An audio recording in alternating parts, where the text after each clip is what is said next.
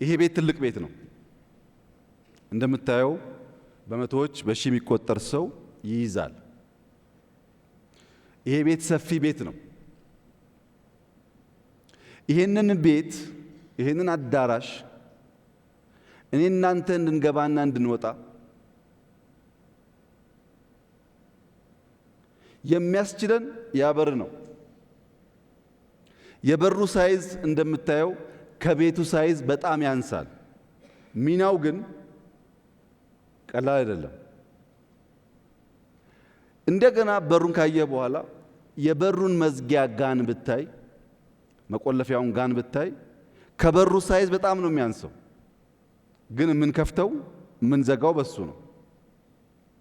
መጨረሻ ላይ ከሁሉ ያነሰው መፍቻዋ ቁልፍ የዚህን አዳራሽ 0.1% ሳይዝ የማትወስደዋ ቁልፍ ከበሩ እንኳን ስታስተያያት በጣም ያነሰችው ቁልፍ እራሱ ከጋኑም ስታስተያያት ያነሰችዋ መፍቻ ቁልፍ ግን እኔ እናንተን ቆልፋ ታስቀምጣለች፣ ከፍታም ታስወጣለች። ትንሿ ቁልፍ እዚህ በሚያክል ቤት ውስጥ ያለን ሰዎች መውጣት መግባታችን የምትወስን ከሆነ ሃምብል ቢግኒንግ ያነሰ ይመስል ቢግኒንግ ትላልቁን ነገር ሊያንቀሳቅስ ይችላል ማለት ነው። በዚህ አግባብ ኢትዮጵያ ውስጥ መጠየፍ ያለብን መሸሽ ያለብን መግደል ያለብን ነገር ዘረኝነት፣ ሰው መጥላት፣ መንደርተኝነት፣ ስራ መጥላት፣ የተሰራን ስራ አፕሪሼት ማድረግ አለመቻል። አፕሪሼት የማያደርግ ሰው የማደግ አስፕሬሽን የለውም ማለት ነው። እነዚህን ክፉ ልማዶች ላም ከምንገድል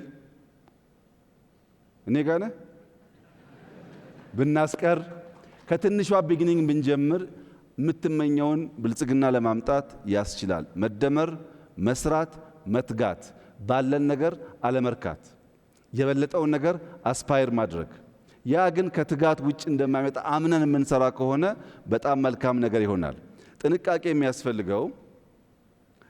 የሚያስፈልገው የተሻለ ቤት ያላቸው የተሻለ ስፔስ ያላቸው ሰዎች እንግዳ አይቀበሉም።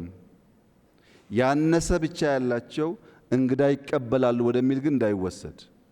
እንግዳ ለመቀበል ብለን ማነስ የለብንም።